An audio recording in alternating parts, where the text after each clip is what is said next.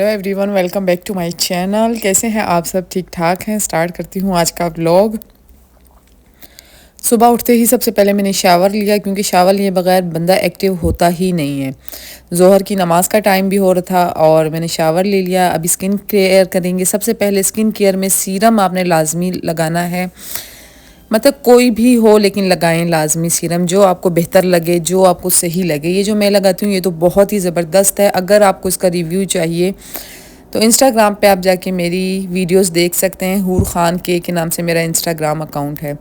अच्छा, उसके बाद जी नेट्रोजीना का मैं ले लूँगी मॉइस्चराइज़र।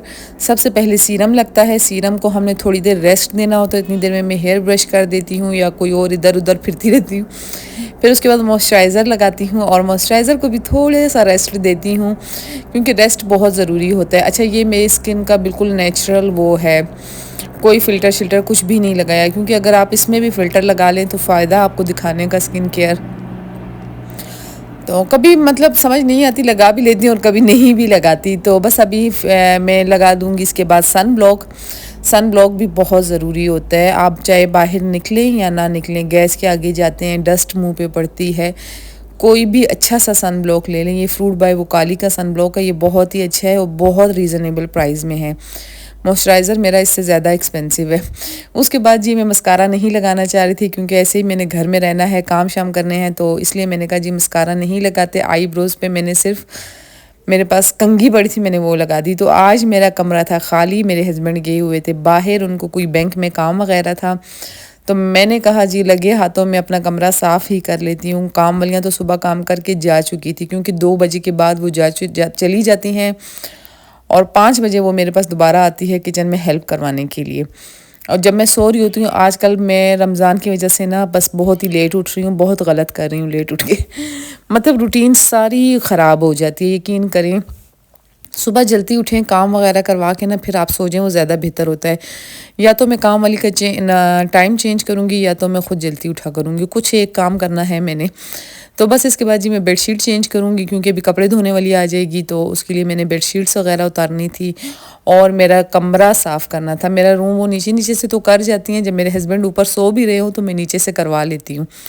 तो लेकिन नहीं, आज मैंने कहा बेडशीट चेंज करती हूँ, अच्छी सी डस्टिंग करती हूँ और इस कमरे को थोड़ा सा नीट एंड क्लीन करते हैं। लेकिन जब आपके भी हस्बैंड होते होंगे ना रूम में, तो मतलब उसमें ये कहती हूँ काम जब शुरू होता है ना, इकट्ठा ही ख़त्म हो जाए तो ज़्यादा बेहतर होता है।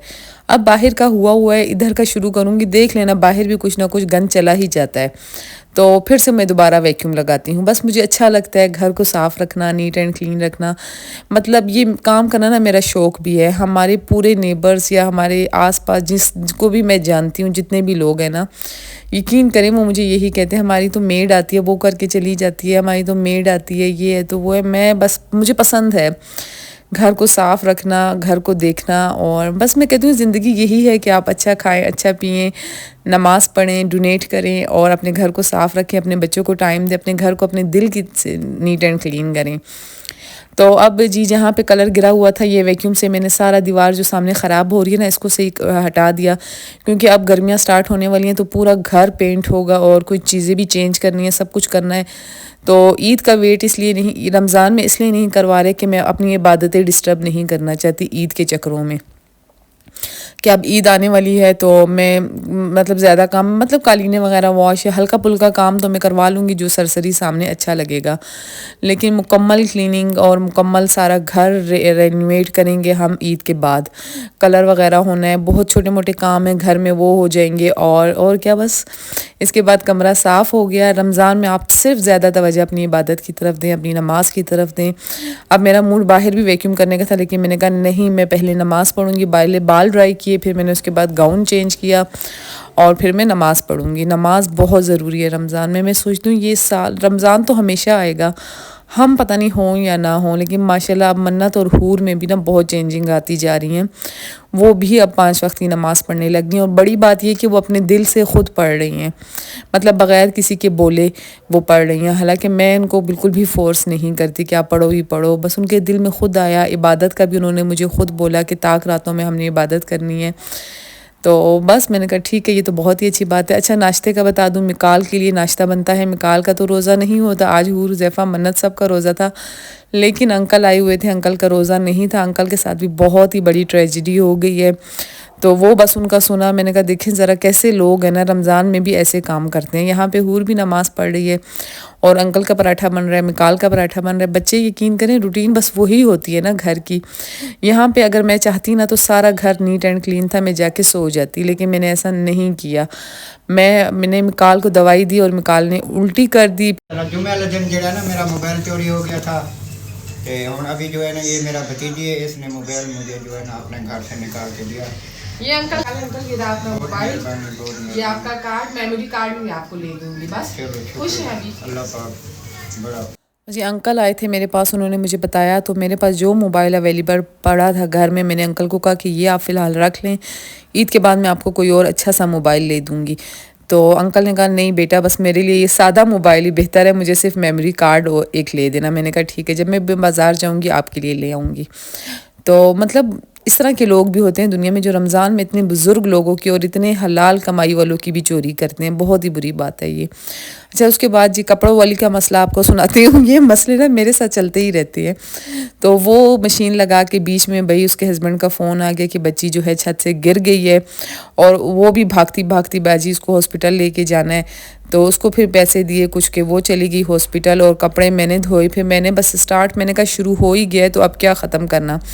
यकीन करें, जब आप काम शुरू करते हैं ना तो मुश्किल कुछ भी नहीं होता करने को। ये मैं हालांकि कपड़े धोने का सोच भी नहीं सकती थी, एक तो रोज़ा, ऊपर से मिकाल भी बीमार, और कपड़े जब वो छोड़ के चली गई बीच में, तो जब धोने में इतना मैं लग गई कि मैंने बेडशीटें सारी उतार दी। यकीन करें, मेरे कमरे की तो उतरी ही थी। जब मेड धोती है तो मैं एक कमरे की बेडशीट उतारती हूँ, फिर एक की, फिर एक की, मतलब एक साथ सारी बेडशीट्स उसको नहीं देती। तो बस मैंने कहा अब शुरू तो हो ही गई हूँ, तो फिर मैंने बेडशीट्स भी उतार दी और फिर से अंकल को बुलवा दिया था। मैंने फिर से सारा घर वैक्यूम किया और साथ कपड़े भी वॉश किए, कर तो दिए, लेकिन अफ्तारी नहीं बन सकी। फिर मैंने मेड को फ़ोन किया, मैंने कहा कैसे, क्या हाल है तुम्हारी बच्ची का? उसने कहा फ़िलहाल तो अभी ठीक है, इंशाल्लाह मैं सुबह आ जाऊँगी। मैंने कहा चलो, मैंने कपड़े धो लिए हैं, तुम आके इस्त्री कर लेना। मतलब अब मेरा मिकाल बीमार है तो कितना मसला है, और उनका अगर ऐसा हो जाए तो ख्याल करना पड़ता है। ये नहीं कि बस आप अभी मैं कपड़े रख देती, वो सुबह आएगी तो धोएगी, मैं बिल्कुल भी ऐसा नहीं करती। मुझे काम पड़ा हुआ बहुत ही बुरा लगता है, यकीन करें। अब तो रमज़ान की वजह से वो once in a week wash कर रही है, ऐसे में 2-3 दिन बाद ही वॉश करवा देती हूँ। तो ये पूरे वीक के कपड़े थे, कपड़े बहुत ज़्यादा थे, इसलिए फिर मैंने बेडशीट्स चेंज की, मैंने वैक्यूम किया, अंकल ने तार पे कपड़े डाले, पानी से भी निकाले, कुछ मेरी हेल्प अंकल ने की और कुछ मैंने खुद किया। तो उसके बाद जी काम वगैरह डन करके हस्बैंड को मैंने कहा कि आते हुए आपने इफ्तारी सारी लेकर आनी है, क्योंकि आज मैं इफ्तारी नहीं बना रही, काम वाली जो है चली। उन्होंने कहा काम वाली तो सुबह काम करके चली गई थी। मैंने कहा जी वो तो चली गई थी, लेकिन जो कपड़े धोने वाली आई थी तो उसने कहा कपड़े आपने धोने ही नहीं थे, कल के लिए रख लेती। मैंने कहा बस अब उसने शुरू कर दिए थे, बीच में मैं कैसे छोड़ देती। तो अफ्तारी वो सारी जो है तहज़ीब से ले आए थे, वो हमने अफ्तारी वगैरह कर ली थी। तहज़ीब से चाट लाए थे, समोसे थे, फ्रूट चाट था, और अभी हम चले जाएंगे मैकडोनल्ड डिनर करने के लिए। इसी के साथ अपना बहुत ज़्यादा ख्याल रखना, दुआओं में याद रखना। अल्लाह हाफिज़।